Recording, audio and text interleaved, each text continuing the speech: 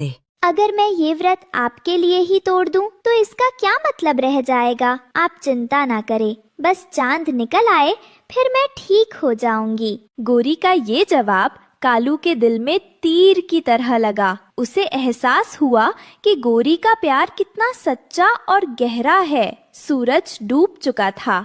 जंगल की सभी पत्नियां अपनी अपनी पूजा की थालियां लेकर पहाड़ी पर इकट्ठा हो गईं, जहां से चांद सबसे साफ दिखता था। उनके चेहरों पर इंतजार की चमक थी। सभी के चेहरों पर चिंता की लकीरें उभर आईं। सस्पेंस का माहौल बन गया। 1 घंटा बीत गया, फिर 2 घंटे। बादल हटने का नाम ही नहीं ले रहे थे। हवा और ठंडी हो गई थी। सभी पत्नियां अब बहुत थक चुकी थी। उनके पतियों के चेहरे पर भी परेशानी साफ दिख रही थी।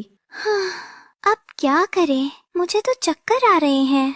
हिम्मत रखो बहन, करवा माता हमारी परीक्षा ले रही हैं। कालू कौवा भी वहाँ मौजूद था। वह अपनी पत्नी गोरी को देख रहा था, जो अब बहुत कमजोर हो चुकी थी। आधी रात होने को आई थी। बादल और भी घने हो गए थे। अब चांद के निकलने की कोई उम्मीद नहीं बची थी। कुछ छोटी चिड़ियां रोने लगी थीं। अब चांद नहीं निकलेगा, हमारा व्रत अधूरा रह जाएगा।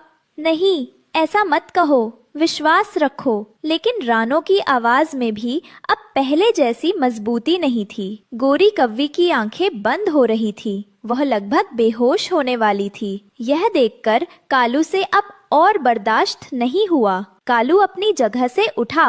बस, बहुत हुआ इंतजार।